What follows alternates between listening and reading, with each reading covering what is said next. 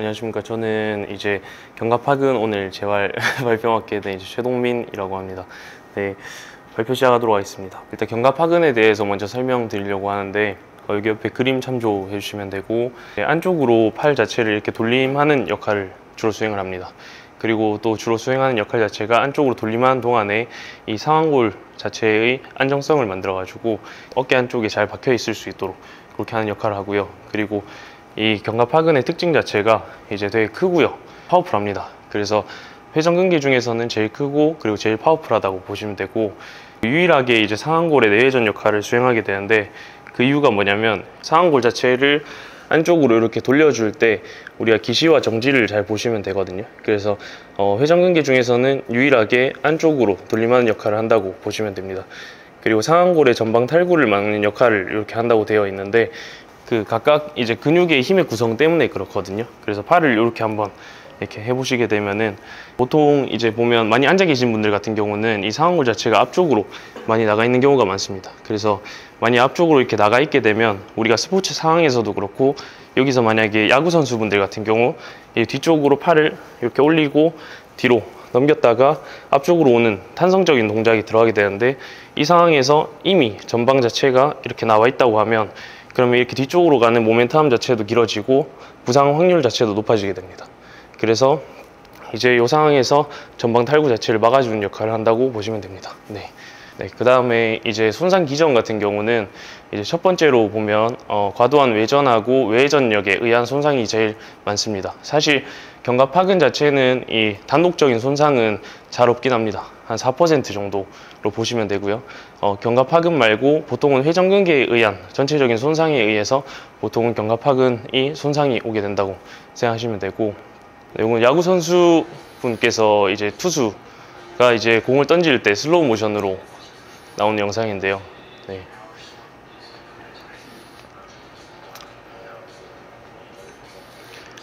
이제 투구하는 동작에서 요 구간에서 이제 보면은 팔 자체가 외회전력이 과도하게 걸리게 되면서 이때 이제 손상을 입는 케이스가 제일 많습니다. 네, 그리고 회전근개 파열과 동반 손상이라고 되어 있는데, 보통 회전근개 완전 파열 환자는 약 70%에서 견갑학은 파열이 동반된 것으로 보고되고 있다고 합니다. 그래서 거의 다 보면은 이제 견갑학은 자체의 파열이 아니라 회전근개 완전 파열 환자 중에서 이제 견갑학은 파열이 같이 동반이 된다, 이렇게 보시면 되고, 그리고 외상성 경관절 탈구와의 연관성은 40세 이상에서 재발성 경관절 전방 탈구 환자 중에서 31%가 견갑학은 파열이 발생됐다고 하는데, 그래서 이렇게 외상을 입게 되었을 때 보통 이제 같이 견갑학은이 파열되는 경우가 많고요. 그리고 퇴행성 변화에 의한 손상이 많이 오게 됩니다.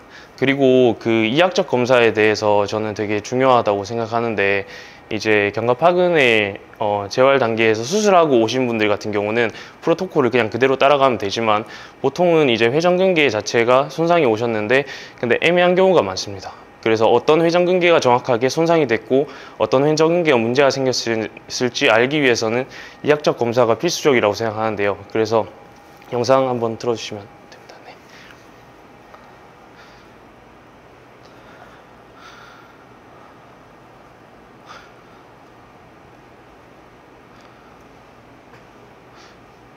네, 이 영상에 관련해서 설명해 드리면은, 이제 회전근개의 이학적 검사에는 총 4가지 정도로 볼 수 있고요.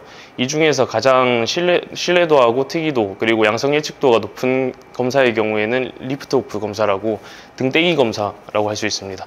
제일 중요한 게 처음에 이제 이 환자분이 많이 이렇게 숙이고 계신 상태가 될 거기 때문에 이 상태에서 바로 진행하기보다는 체간을 바르게 세운 상태에서 검사를 진행해 주시고요. 그리고 팔 자체는 뒤로 이렇게 뒷짐지도록 하고, 그 다음에 이 팔을 뒷짐질 때 자, 여기서 이 팔 자체를 등에서 떼도록 이렇게 하고, 그 다음에 처음에는 이 상태에서 여기 옆에 팔꿈치 쪽을 서포트를 해주셔야 됩니다.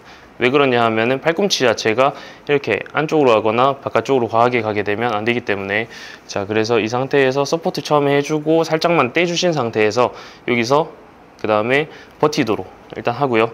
그 다음에 여기 서포트한 손하고 반대편 손으로는 살짝 미는 저항을 줍니다. 자, 지금 어떠세요? 아프다고요?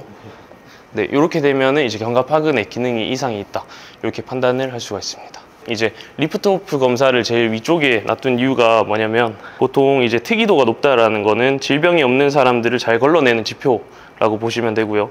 그리고 양성 예측도가 높다는 거는 양성인 사람들 중에서 실제로 질병이 존재하는 비율이 높다는 건데, 둘 다 100이 나오기 때문에 보통 등대기 검사를 제일 많이 수행하게 됩니다. 그리고 이제 수술 방법에 대해서는 이제 견갑하근의 파열 수술이 제일 많이 진행이 되는데요. 보통 힘줄 재건 목적으로 진행이 되게 되고, 손상되는 힘줄을 다시 부착해가지고 기능 회복을 도모하게 됩니다. 그래서 관절경 수술의 영상은 간단하게만 보여드리고 넘어가도록 하겠습니다. 네, 제일 최근에 나온 자료인데 2023년도 때 나온 수술 자료거든요. 네. 그래서 바이셉스의 롱헤드 부분은 보존을 하면서 이제 견갑하근의 수술을 진행하고 있는 장면입니다. 네.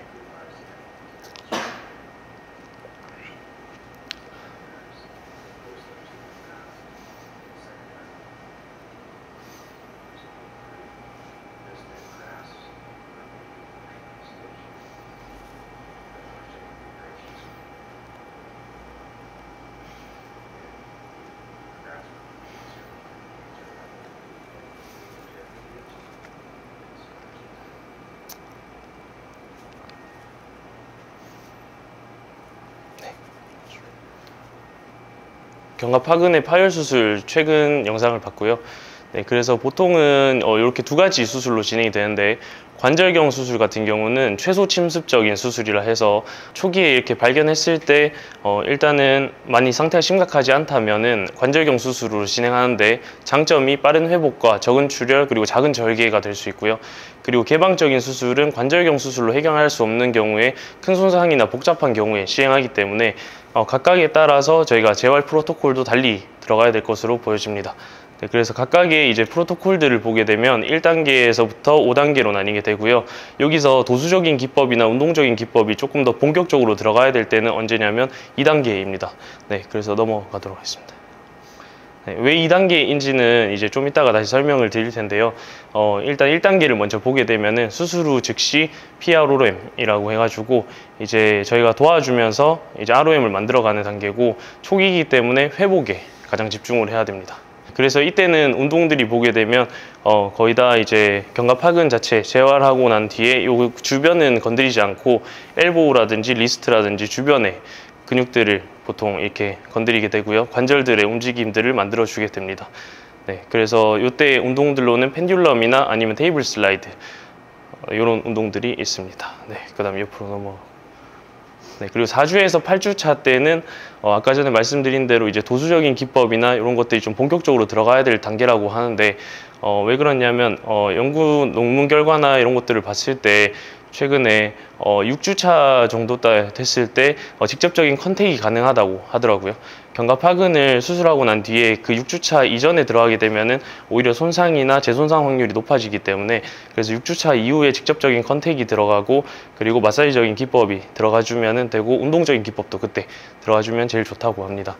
네, 그래서 이때 재활 목표는 수술 부위를 보호하고 통증 및 붓기를 최소화하고, 그리고 풀ROM 하는데 근데 PROM으로 해야 되겠죠. 네, 그래서 도와준 상태에서 플렉션이나 뉴트럴 상태에서 ER을 45도 정도로 이렇게 PROM으로 해줘야 됩니다.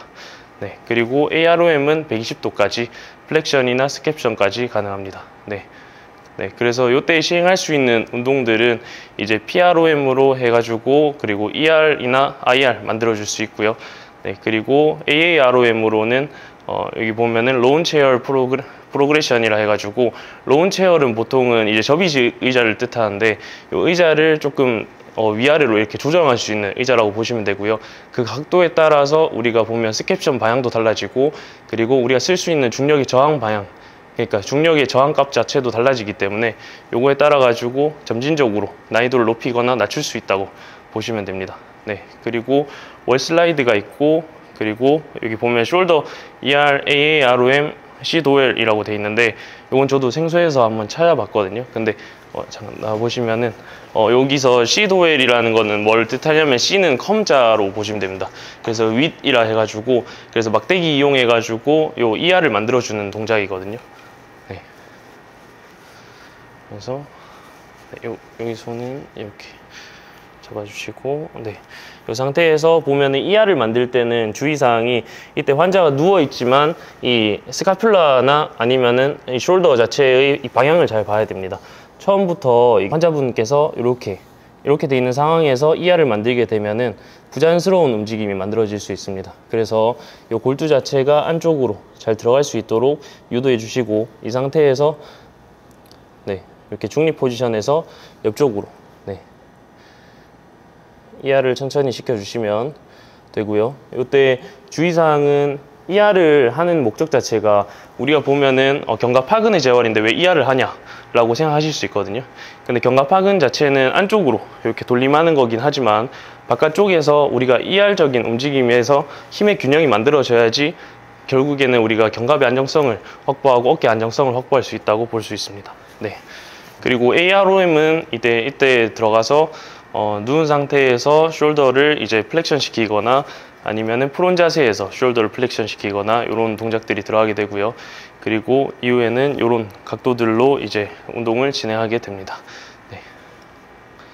그 다음에 스트렝스닝은 이제 견갑 주변의 강화라고 해서 스카퓰라 자체를 리트랙션 시키거나 아니면은 매뉴얼적인 스카퓰라를 그러니까 이제 직접적으로 터치해서 같이 도와주면서 스카퓰라 자체를 이렇게 쪼아주면서 버텨주는 동작들까지 진행해주게 되고요.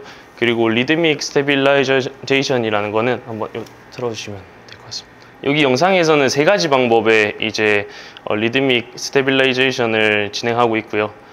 그래서 각각의 방향에서 치료사분께서 직접 이렇게 눌러주시는 모습을 볼 수 있습니다. 누르는 동안에 환자분은 해당 저항들을 버티면서 견갑의 안정성이 확보가 되고 어깨 안정성도 확보가 되고요. 네. 그 다음에 다음 단계로 넘어가는 기준은 다음과 같습니다. 네. 그리고 3단계에서는 초기 강화 단계입니다. 그래서 이때는 이런 재활 목표를 가지고 있고요. 이때 같은 경우는 45도 에이비덕션 상태에서 45도 ER이라고 하면은 이 상태에서 이렇게 옆쪽으로 벌릴 수 있는 동작을 만들어내야 되고, 그리고 AROM 자체가 이제 90% 정도 ER은 나와야 된다고 건축과 비교했을 때 그렇게 목표를 잡고 있습니다. 그다음 ROM은 이제 모든 방향에서 제한 없이 이제 동작을 수행하게 되고요. 그래서 ER을 위한 강한 스트레칭은 금지하게 됩니다. 그래서 ER을 위해서 만약에 이제 옆에서 치료사분께서 강하게 막 이렇게 안 되는데 누르게 되거나 이렇게 하게 되면 오히려 추가적인 손상이 올 수 있기 때문에 그래서 주의해 주시면 되고요. 네. 그리고 여기 밑에 스트렝스닝에서 보게 되면 숄더의 아이소메트릭적인 그런 훈련을 들어갈 수가 있고, 그리고 견갑 주변에 이런 훈련들이 들어가게 됩니다. 이때는 수파인 상태에서 펀치 하는 동작을 통해 가지고 견갑 주변의 근육들, 정거근하고 이런 근육들을 활성화시킬 수 있습니다. 네. 이때도 보면은 수파인 상태에서 이제 숄더를 이렇게 리드믹하게 같이 옆에서 쳐주게 되고요. 그리고 수파인 상태에서 PNF 패턴으로 우리가 사선 방향으로 이렇게 움직여 준다든지 아니면은 뒤로도 움직일 수 있을 거고요. 그래서 사선 방향으로 모든 각도에서 같이 움직여 주시면 되고, 네. 그리고 네. 4단계는 이제 점진적 강화 단계입니다. 그래서 이제 이때는 이런 목표를 가지고 있고, 뒤로 넘어가게 되면 네, 해당 단계에서는 이제 스트레칭 자체를 후방 관절랑 스트레칭을 들어가게 되고, 문틀 스트레칭과 뭐 이런 각각의 근육들에 대한 스트레칭을 들어가게 되고요. 그리고 이제 직접적인 그 근력 강화에서는 이제 보게 되면 이렇게 더 능동적으로 이렇게 움직이면서 월에서 푸시업을 한다든지 아니면은 이제 로우 운동이나 다이나믹 허그나 뭐 이런 운동들을 이용해 가지고 운동이 들어가게 됩니다. 네, 그리고 후기 근력 강화에서는 이제 마지막 단계라고 볼 수 있는데요. 이때는 높은 강도의 운동 및 활동을 수행할 때 통증이 없는 단계로 그리고 건측 비교했을 때 환측 근력이 90% 이상 넘어와야 되고, 복합적 움직임에서 적절한 근할 활성화가 이루어져야 됩니다. 네. 그래서 이때는 이제 아까 전에 이야기했듯이 PNF 패턴으로 운동이 들어가게 되고요. 그리고 오버헤드 프레스나 이런 더 센 이제 근력 저항 운동을 할 수가 있고, 네, 그리고 카운터 푸시업이나 푸시업을 진행할 수 있는데, 여기서 이야기하는 카운터 푸시업은 어떤 거냐면 이제 우리가 보면 일반적인 푸시업 같은 경우에는 바닥에서 진행을 하게 되는데 카운터 푸시업은 우리가 벽면을 이용한다든지 아니면 벽면보다는 조금 더 낮게 진행을 해서 몸 자체가 이렇게 기댄 상태에서 이렇게 진행하기 때문에 난이도를 조금 조절하는데 용이할 수 있습니다. 그래서 처음에는 카운터 푸시업을 진행하고 그 다음에 푸시업을 진행하는 거를 추천드리고요. 그 다음에 플라이오메트릭적인 운동들이 들어가게 되는데 이때는 볼을 이용해서 여기 회전근개 자체를 강화시켜서 이렇게 볼 이용해 가지고 위아래로 이렇게 움직여 준다든지 그런 동작들이 들어가게 됩니다. 네. 네. 이렇게 후기 근력 단계에서 운동들의 예시를 나열해 봤는데요. 뒤쪽에 보게 되면은 첫 번째 이제 강화 운동 같은 경우는 이제 여기 환자분께서 앞쪽에서 이렇게 ER 상태에서 여기서 버티게 되고, 자 여기서 버텼을 때 이제 뒤에서 이렇게 흔들림을 주게 됩니다. 네, 그래서 흔들림을 주는 것에 버티면서 회전근개가 안정화를 띄게 되겠죠. 네, 그 다음 두 번째는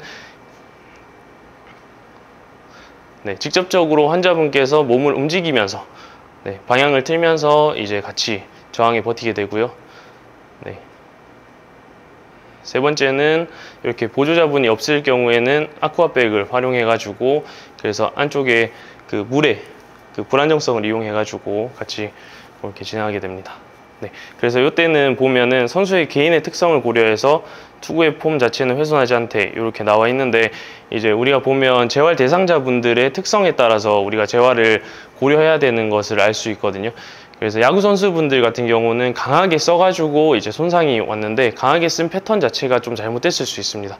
그래서 그 강하게 쓴 패턴 자체를 분석하는 것도 중요하고, 그리고 그 분석을 넘어서서 그 단계에서 올바르게 쓴 상태에서 저항이 걸려서 그 단계가 유지될 수 있도록, 그리고 그 움직임 자체가 좋게 나올 수 있도록 훈련 프로그램을 구성하는 것이 중요하고요. 그리고 실제 훈련에서 전이 될 수 있는 프로그램을 구성하는 게 중요하다고 봅니다. 그리고 일반인 분들 같은 경우는 많이 움직임에 부재가 있을 수 있기 때문에 해당 부분에 대해서 홈 프로그램을 잘 적절하게 짜줘서 항상 계속 유지될 수 있도록 그 컨디션이, 그래서 그거를 감시하고 관찰하는 것이 굉장히 중요하다고 할 수 있겠습니다. 네. 그래서 이제 아까 전에 말씀드렸던 것처럼 두 번째 단계에서는 적극적인 팔페이션이 들어갈 수 있고요. 그리고 릴리즈가 들어갈 수 있는데요.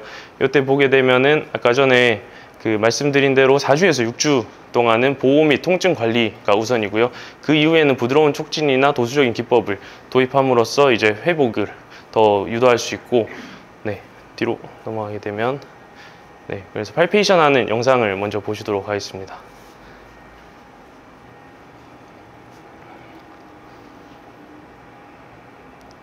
네, 팔을 위쪽으로 올려준 상태에서 이제 견갑하근 자체를 촉진하기 용이하도록 환경을 세팅해 놓고 그 다음에 손을 들어가서 이제 촉진하는 모습을 볼 수가 있고요. 그 뒤에는 네, 견갑하근의 스트레칭입니다. 이제 우리가 손 자체의 모양이 되게 중요한데요. 손 모양이 우리가 이렇게 오버핸드 자세로 있게 되면은 견갑하근 자체가 전체적으로 이렇게 스트레칭 되기가 용이하지 않습니다. 그래서 손을 열어준 상태에서 등 자체가 길게 쓸 수 있도록 하고 견갑하근도 최대로 늘어날 수 있도록 해서 이렇게 있는 상태에서 옆쪽으로 돌려주는데, 이거 한번 다 같이 한번 해볼까요?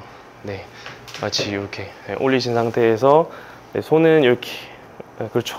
그 다음에 이렇게 뒤로 잡으셔서 옆으로 이렇게 쭉 기지개 펴주시면 될 것 같습니다. 네.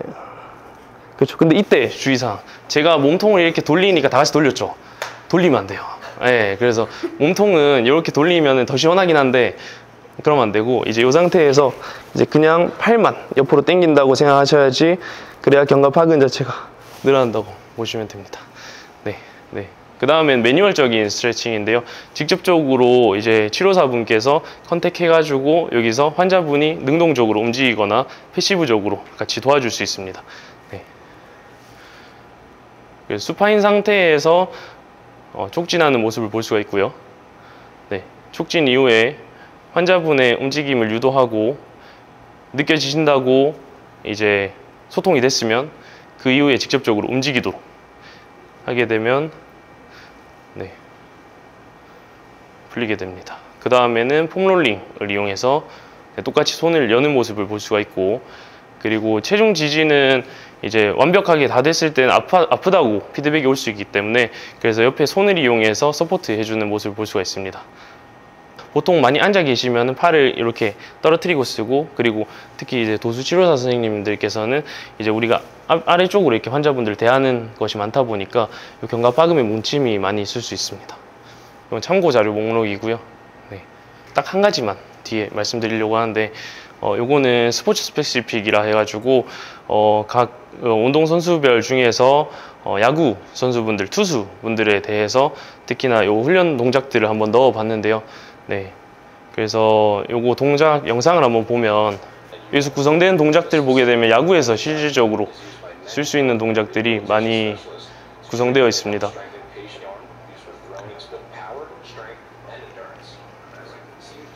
네, 꺼주시면 될 것 같습니다. 프로그램으로 따로 만들어져 있기 때문에 나중에 혹시나 야구 선수분들 오시게 되면은 같이 주기화 프로그램에 참고해서 넣어주셔서 같이 진행해 주시면 훨씬 도움이 될 것 같습니다. 네, 이상입니다. 감사합니다. 일단 아까 스페셜 테스트에서 그 리프트 오프 자세가 일단 내외전을 만들어야 되잖아요. 아까 단독 손상 확률이 4%라고 했잖아요. 그럼 다른 근육에도 손상할 확률이 96%인 건데 거의 뭐 대부분 같이 다쳤다는 거잖아요.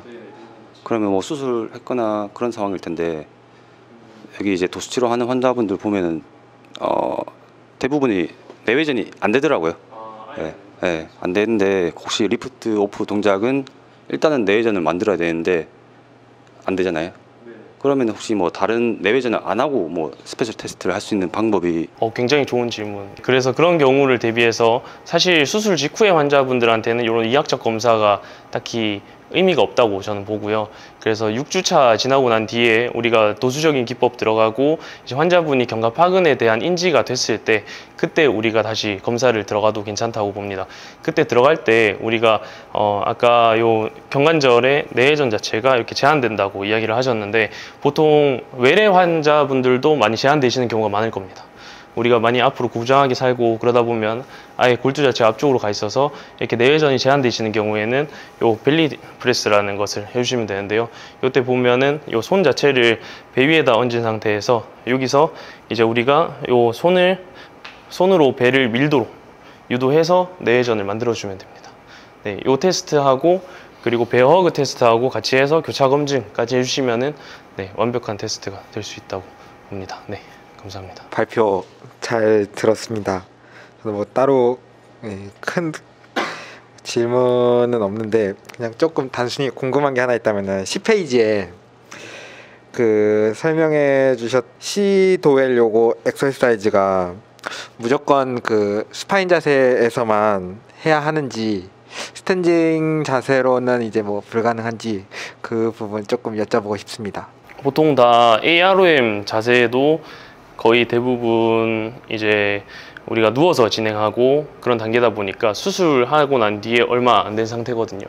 그래서 스탠딩 상태에서는 저항값 자체가 달라지기 때문에 그래서 누워서 진행하시는 걸 처음에는 추천드리고, 만약 누워서 진행하는데 내가 무리가 없이 풀 ROM으로 다 나오고 그리고 환자분께서 하셨을 때 통증도 전혀 없다고 하면은 서서도 살짝 진행해 보는 것도 추천드립니다. 그 회전근개에서 견갑파근 단독 손상이 굉장히 적다고 했는데, 그러면 가장 흔하게 손상이 되는 부분은 어디고 약간 그런 기전은 어떻게 되는지 궁금합니다. 여기 회전근개 파열 환자분들 중에서 가장 흔하게 되는 곳은 보통 이제 극상근이라고 할 수가 있고요. 극상근은 우리가 회부학적 위치 때문도 그렇고 가장 많이 손상을 받는 곳입니다. 왜 그러냐면 이제 해부학적 위치를 봤을 때 위쪽에 있는데 견봉 아래하고 그리고 보면 상완골 두부 사이에서 계속 반복적으로 압박을 받기 때문에 그렇고요. 그 다음에 저혈류 영역이라고 합니다. 여기가 혈류가 이제 원활하게 공급이 되게 되면 우리가 회복하고 그런 것들을 더 촉진시킬 수가 있거든요. 근데 극상근 같은 경우는 이제 저혈류 영역이라서 그래서 혈관 분포가 상대적으로 적기 때문에 미세 손상이나 파열했을 때 그때 이제 회복되는데 자가 회복이 잘 안 됩니다. 발표 다 보고 전체적으로 뭐 말씀드리면 항상 제가 강조하듯이 그러니까 이학적 검사 우리가 인터널 로테이션 하잖아요. 그런 부분을 했을 때 선생님들이 우리가 이제 그 해당 근육으로만 인해서 이게 인터널 로테이션이 안 되는 게 아니라 이게 이제 저번에도 말씀드렸다시피 이제 엘보도 봐야 되고요. 미스트 쪽 움직임도 봐야 되고 뒤에서 면적을 보게 되면 이제 그 스파인 쪽에서도 움직임을 봐야 되는데 그게 이제 안 된다 해가지고 이 근육이 짧아져서 안 된다, 뭐 문제가 있어서 안 된다 그런 식으로 이제 판단을 하면 안 된다. 이게 되게 중요한 포인트인 것 같고 그리고 스캐퓰라에서의 이제 근육들 중에서 제가 하나만 말씀드리고 싶은 거는 우리 그 선생님들 이렇게 팔 한번 이렇게 한번 해볼까요, 다들? 네.